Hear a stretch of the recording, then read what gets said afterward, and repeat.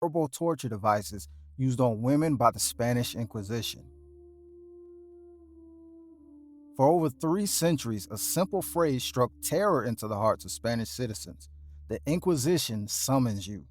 Everyone knew what kind of terrible torture device would await them. Between 1478 and 1834, the Spanish Inquisition operated as one of history's most notorious institutions, a religious tribunal that wielded absolute power over life, death, and everything in between. For women in particular, the risk was immense. Being called a heretic, a witch, or even simply accused of dressing or behaving immodestly could lead to a fate worse than death. The accusation alone was enough to condemn someone. Often it came as nothing more than a whisper from a neighbor or a complaint from a priest. Yet, even that small spark could set fire to an entire life. Once the Inquisition had its eyes on you, evidence wasn't required. Defense wasn't heard. Mercy wasn't offered. The institution that came to be known as La Suprema, the Supreme Inquisition, moved with cold efficiency. The Spanish Inquisition was officially founded in 1478 by Ferdinand II of Aragon and Isabella I of Castile. At first, its goal was to stamp out religious dissent and strengthen Catholic authority. But what began as a tool of religious control quickly spread into every corner of life. Women were among the most vulnerable. Healers, midwives, widows, outspoken wives, and anyone who did not fit into the narrow definition of what society expected were at constant risk. Many women were accused of brujeria or witchcraft and of making deals with the devil. Others were targeted simply because they lived alone or practiced healing arts that the church did not control. Once a woman's name was written into an edicto de fe, a public notice of accusation, her life as she knew it was over. She could be dragged from her home, shackled like a criminal, and locked in dark, wet cells. There she might wait for weeks without knowing what she was charged with. Fear alone became its own form of torture. The Inquisition was not about truth. It was about submission. Torture was not just allowed, it was built into the very system. As early as 1252, Pope Innocent IV had declared that torture could be used to force confessions. By the time of the Spanish Inquisition, it was standard practice. To be a woman under their control meant your voice didn't matter. Your body became the battlefield.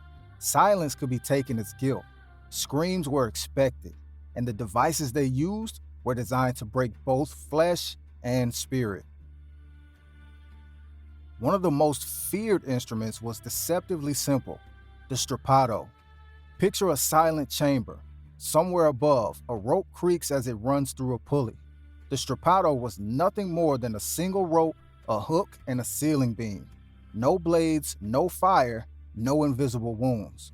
Yet, it was one of the most excruciating tortures the Inquisition used. A woman accused of heresy or witchcraft would be led in with her wrists bound tightly behind her back. The rope was looped over the ceiling and attached to her arms. At a signal from the inquisitor, the executioner would hoist her into the air, suspended by her shoulders alone. The body was not designed to take such weight this way. Joints dislocated, muscles tore, nerves were permanently damaged. Some women lost the use of their arms forever. What made the strappado particularly cruel was how the Inquisition justified it. In their records, they called it moderate torture because it left no scars. But that was an illusion of mercy. The pain was unbearable, and sometimes the tormentors would drop the victim suddenly, then jerk her back up again, tearing the body from within. Those who cried out were ignored. Those who refused to confess were lifted again and again. No one knows how many women endured the strappado. Many records were destroyed or perhaps never written. What remains are fragments, testimonies from a few survivors, and the silent suffering of countless others. For the Inquisition, this was not punishment, it was purification.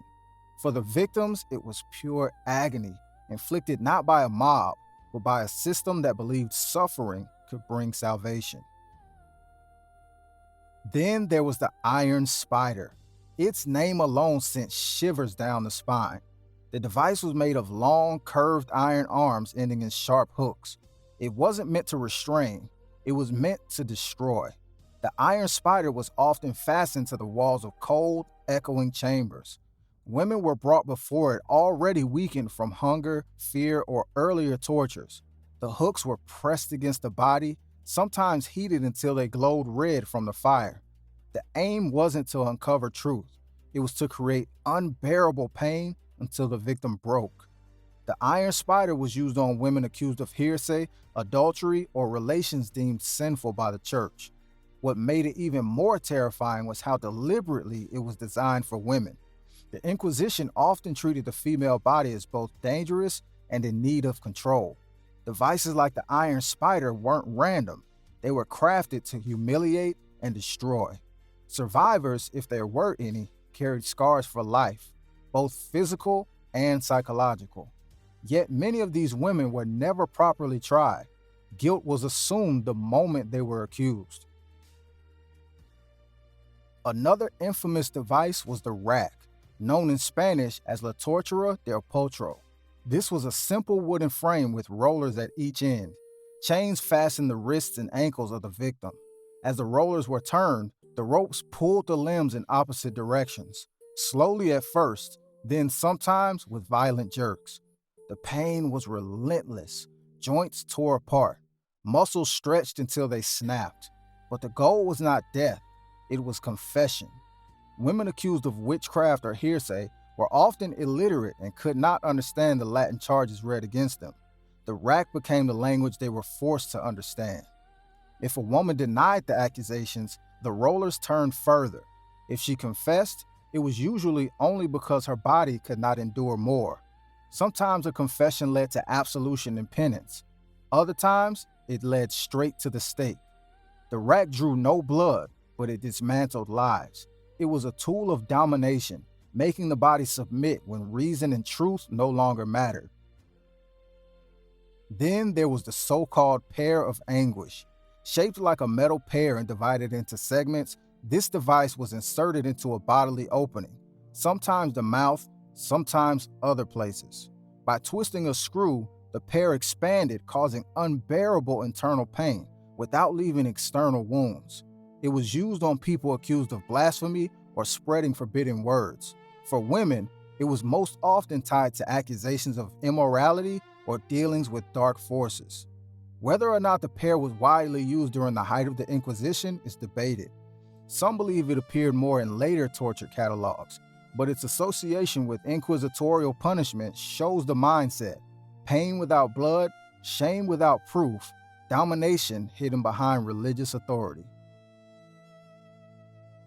Perhaps one of the most visually horrifying devices was the judgment chair. This was a heavy chair made of iron or wood, its surface covered with hundreds of sharp spikes, from the seat to the backrest, even the armrests and footrests. The accused would be strapped tightly into it with iron bindings on the wrist, ankles, and waist. Any attempt to move pressed the spikes deeper into the flesh. In some cases, hot coals were placed beneath the chair, heating the metal and turning pain into a fiery torture. The judgment chair did not kill outright. It was designed to make resistance impossible.